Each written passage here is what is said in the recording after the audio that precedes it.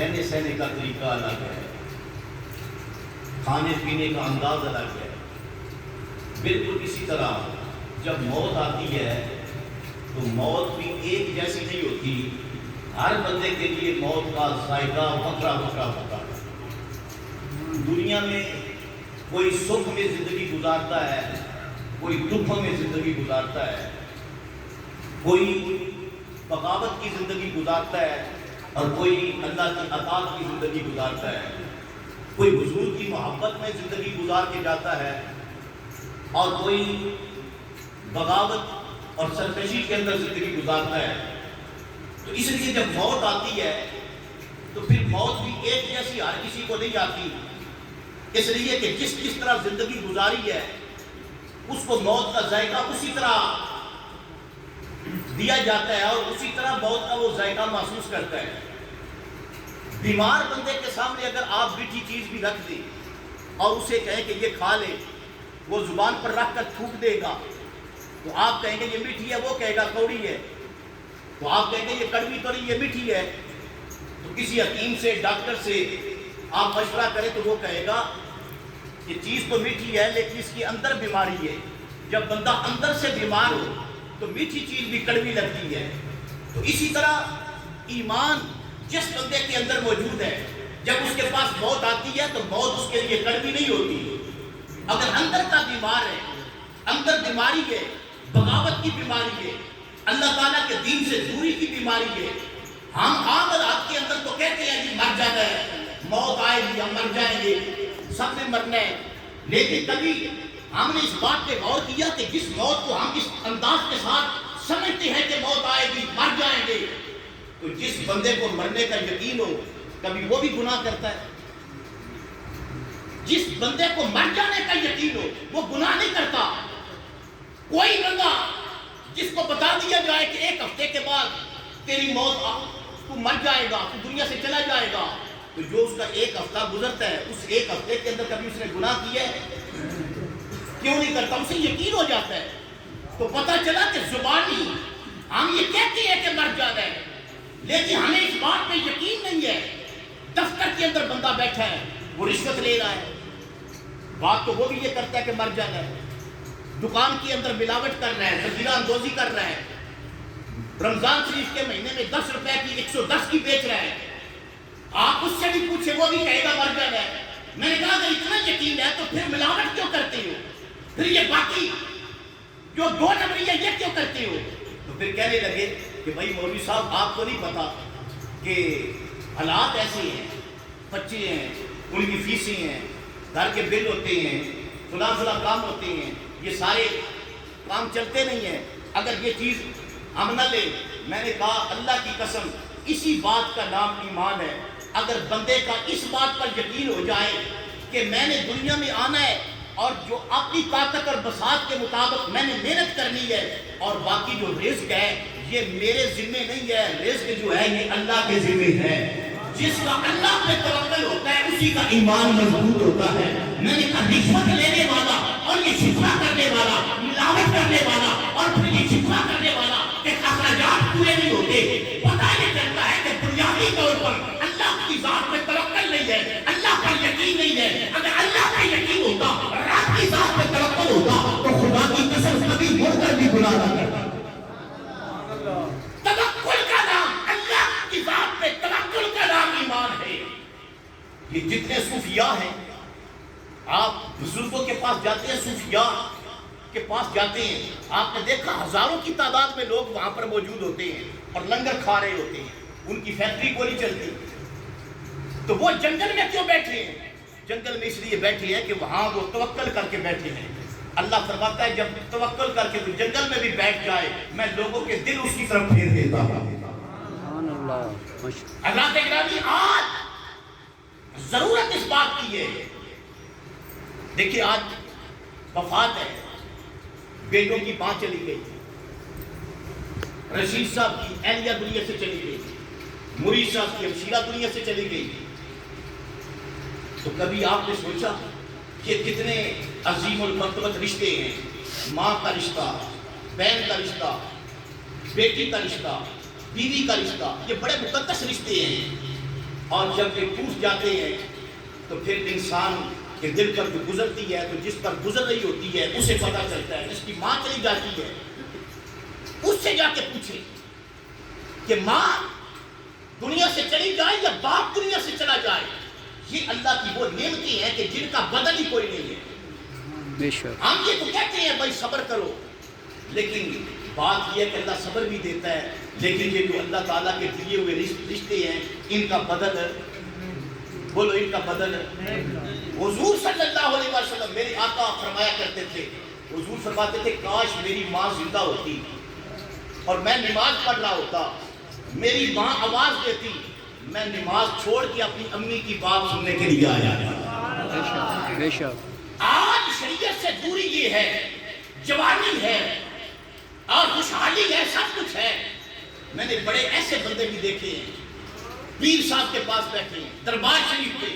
میں نے کہا کہاں ہوتے ہو؟ دربار شریف پہ ہوتا ہوں، پیروں کے پاس ہوتا ہوں. تو ماں تو گھر کے اندر دعائی کی ضرورت ہوتی ہے، باپ کو گھر کے اندر کمائی کی ضرورت ہوتی ہے، بیٹا پیروں کے پاس دربار پہ بیٹھا ہے. میں اللہ کی قسم اٹھا کے کہتا ہوں، امام حسین کی شہادت کے دن ہے، مجھے امام حسین کے پاک خون کی قسم ہے، کوئی بڑے سے بڑے دربار پر بھی بیٹھ جائے، جب تک گھر کے اندر ماں راضی نہیں ہوگی غوث اعظم کی دعا بھی اسے نہیں لگے گی. بے شک بے شک. نعرہ تکبیر، نعرہ رسالت، نعرہ حیدری. دنیا کے اندر جو کامیاب ترین لوگ ہوئے ہیں ان کے پیچھے ماں کی دعائیں ہیں. ماں سب سے بڑا مرشد ہے، باپ سب سے بڑا مرشد ہے.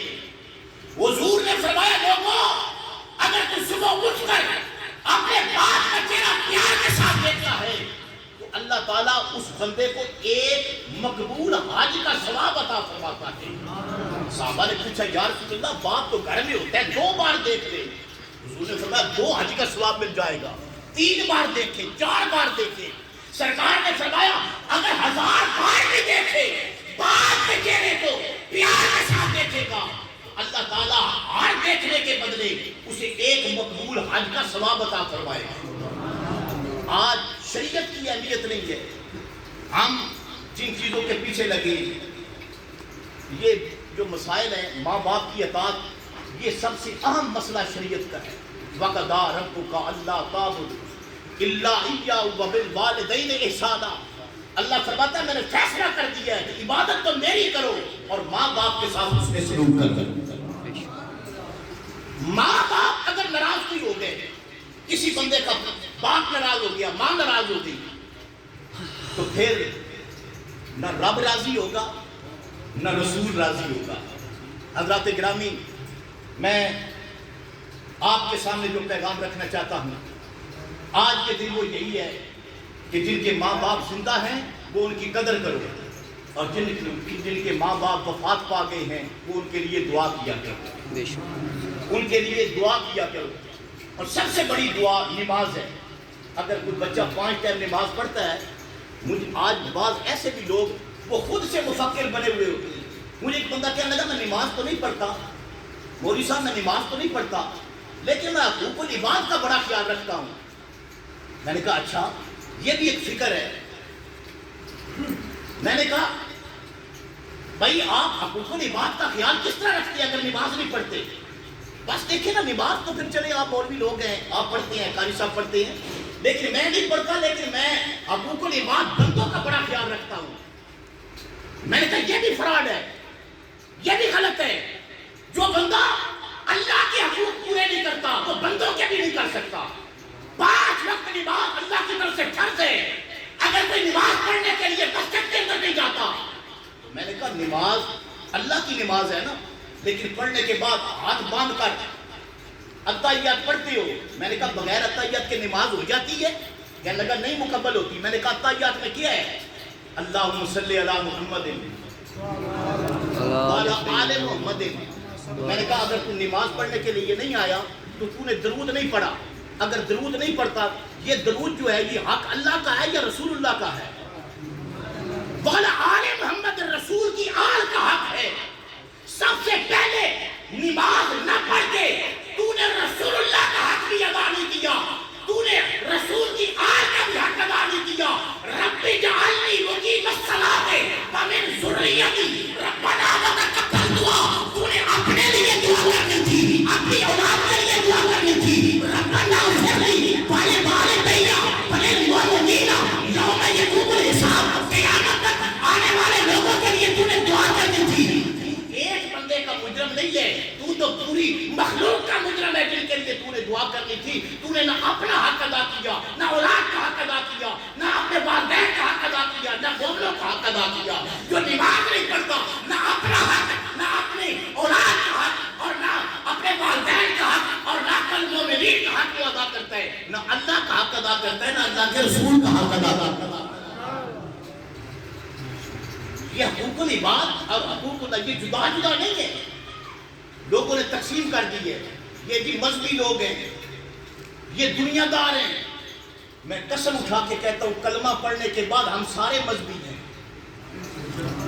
بھائی جس نے کلمہ پڑھا ہے اس سے بندہ پوچھے کلمہ کیوں پڑھا ہے کہتا میں مسلمان ہوں میں نے کہا مسلمان ہونا مذہبی ہے بھائی جب کلمہ پڑھ لیا تو پھر مذہبی ہو نا یہ کہنا کہ فلاں مذہبی ہے فلاں نہیں ہے یہ تفریق کیوں کرتے ہو ایک بندہ مسجد کے اندر جمعہ پڑھاتا ہے وہ مذہبی ہے ایک بندہ حلال روزی کماتا ہے وہ مذہبی کیوں نہیں ہے بھئی حلال روزی کمانا یہ بھی تو اللہ کی طرف سے حکم ہے اس طرح یہ جو لوگوں نے تفریق پیدا کی ہے یہ ختم کرو محرم شریف کا مہینہ ہے ایمانداری کی بات ہے میں آپ کو بات سناؤں امام حسین کی ذرا پیار سے کہہ دیں سبحان اللہ کیونکہ امام حسین سے بندہ پیار کرے نا تو ماں باپ بخشے جاتے ہیں دلی نہیں زور سکے سبحان اللہ ماں باپ بخشے جاتے ہیں علامہ کاشفی نے لکھا ہے روضۃ الشہداء کے اندر اور اہل حدیث کے بہت بڑے عالم ہیں انہوں نے بھی اپنی کتاب رہبر کامل کے اندر لکھا ہے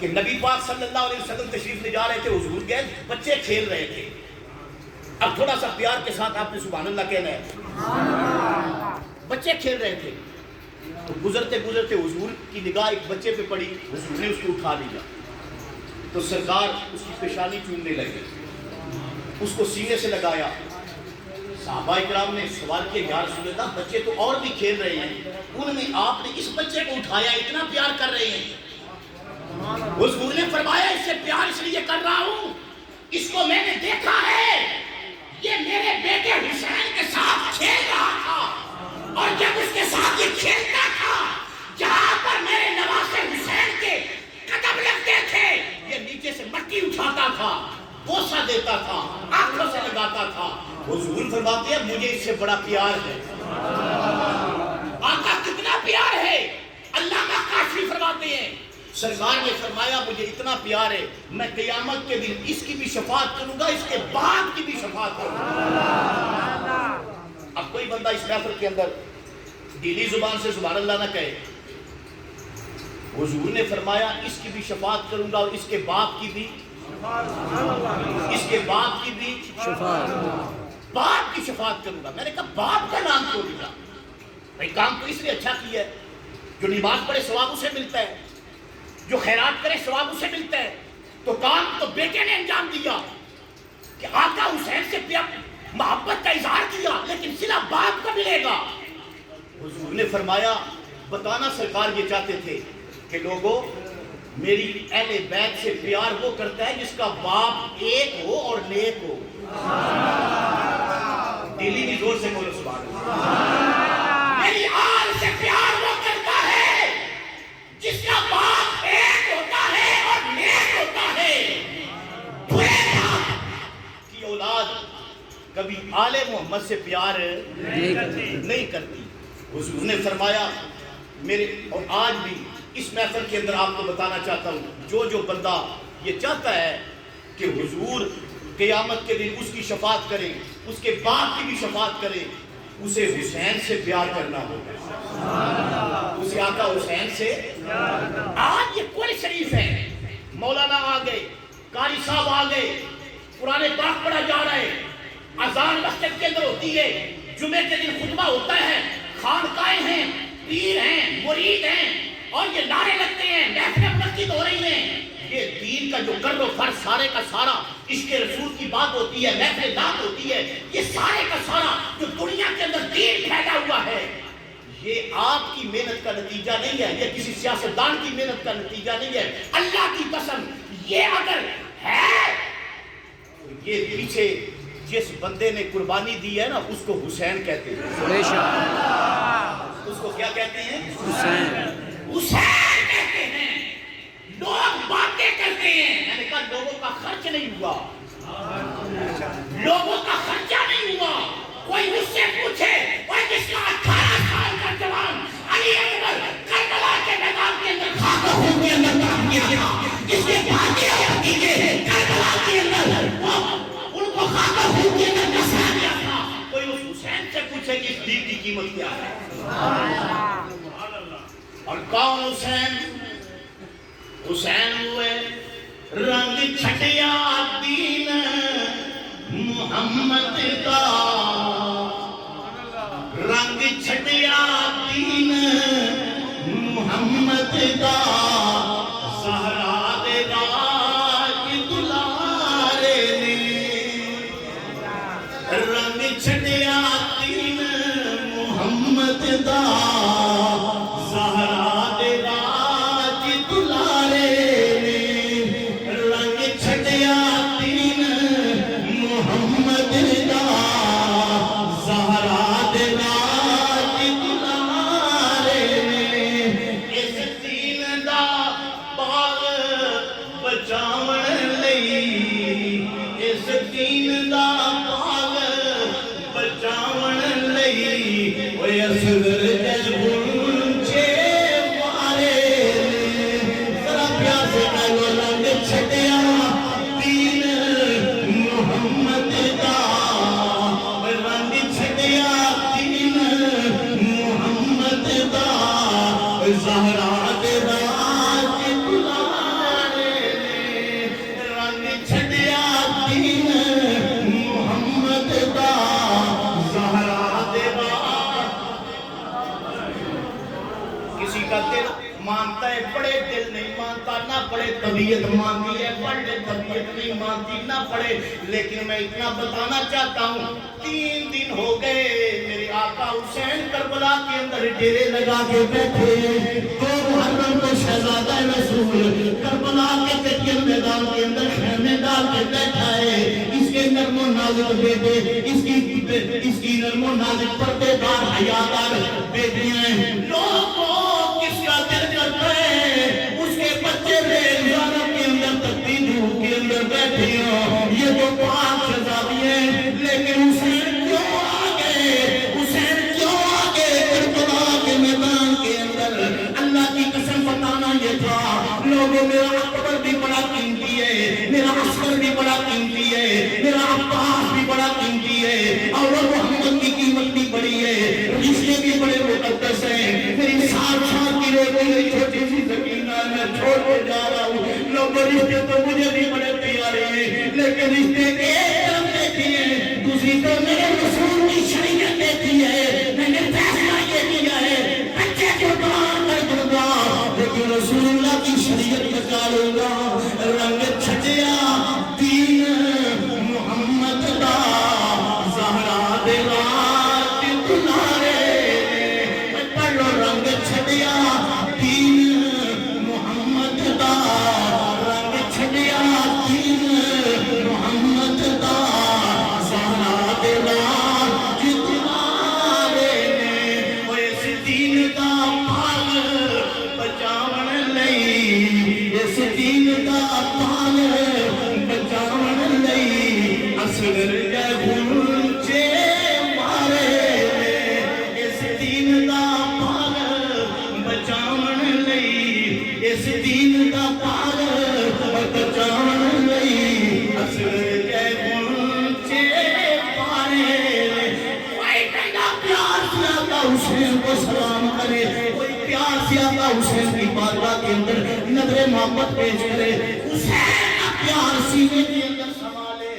اللہ کی قسم کائنات کے اندر خدا کا محبوب بن جائے گا. ہاں لوگ آج بڑے بڑے فتنے ہیں، علماء جانتے ہیں. ان فتنوں کے اندر ایک فتنہ یہ بھی ہے لوگ بندوں کو آل رسول سے دور رکھنے کی کوشش کرتے ہیں. ہاں فلاں میاں صاحب کی بات سن لو, فلاں پیر صاحب کی بات سن لو. تو میں نے کہا کائنات کے اندر سب سے بڑا پیر حسین ہے. مجھے ایک بندہ کہنے لگا توحید کی بات نہیں کرتے آپ کیا نہیں کرتے ہیں, حسین کی کرتے ہیں. میں نے کہا اللہ کی قسم خدا کی اس زمین پر توحید کا سب سے بڑا جو مبلغ ہے نا وہ حسین ہے. دلی نہیں زور سے کوئی سبحان اللہ.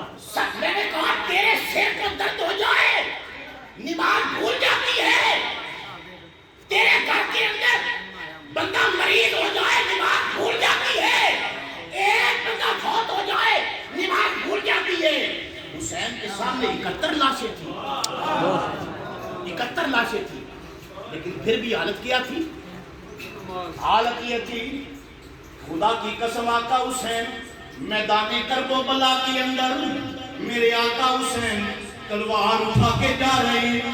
آسمان کے فرشتے بھی دیکھ کے کہتے ہیں یا اللہ 3 دن کا بھوکا اور پیاسا ہے, 3 دن کا بھوکا اور پیاسا ہے, زبان پر شفا کوئی نہیں, بچوں کی لاشیں پڑی ہیں, روٹیوں سکینہ کو خیمے کے اندر چھوڑ کے آیا ہے, پھر بھی اس انداز کے ساتھ لڑ رہا ہے. کہتا ہے میں باطل کے خلاف لڑوں گا, میں اللہ کا نام بلند کروں گا, میں اللہ اکبر کی صدائیں بلند کروں گا. یہ حسین پھر بھی اس انداز سے جا رہا ہے. جانے اٹھا کے نیچے دے کے رب سے پوچھ رہے تھے مولا بتانا یہ کون سی وقار ہے, یہ کون سی وقار ہے, بلا کا شاہ سوار ہے جو ہے ہزاروں قاتلوں کے سامنے ڈٹا ہوا. یا اللہ بتانا بندے کے جسم پر ایک زخم ہو جائے اسے سب کچھ بھول جاتا ہے, اس کے جسم پر کو بے شمار زخم ہے, زخموں کے اندر زخم ہے, ان کے اندر پھر زخم ہے, صبح سے ناشے اٹھا رہا ہے, لیکن یا اللہ بتانا اس انداز سے لڑ رہا ہے یہ کون سی وقار ہے, یہ کون سی وقار ہے, بلا کا شاہ سوار ہے جو ہے ہزاروں قاتلوں کے سامنے ڈٹا ہوا. آواز آئی یہ بل یقین حسین ہے, یہ بل یقین حسین ہے, نبی کا نور عین ہے جو ہے ہزاروں قاتلوں کے سامنے ڈٹا ہوا. لباس ہے پھٹا ہوا, غبار میں اٹا ہوا, تمام جسم نازلی چھٹا ہوا, کٹا ہوا, عطا کی تار ہے, جسم کی فکار ہے, زمین ہے تپی ہوئی, فلک کی شعلہ بار. ایک کی آواز آتی ہے یہ بل یقین حسین ہے, نبی کا نور عین ہے جو ہے ہزاروں قاتلوں کے سامنے ڈٹا ہوا. ادھر شفائے شام ہے, ہزار انتظام ہے, ادھر شکی تمام ہے, ادھر فخر امام ہے, مگر علی کی شان ہے, نظر کی آن بان ہے, جدھر اٹھی ہے دیر بس خدا کا نام ہے. ایک کی آواز آتی ہے یہ بل یقین حسین ہے, یہ بل یقین حسین ہے, یہ بل یقین حسین ہے, نبی کا نور عین ہے جو ہے ہزاروں قاتلوں کے سامنے ڈٹا ہوا. لباس ہے پھٹا ہوا, غبار میں اٹا ہوا, تمام جسم نازلی چھٹا ہوا, کٹا ہوا.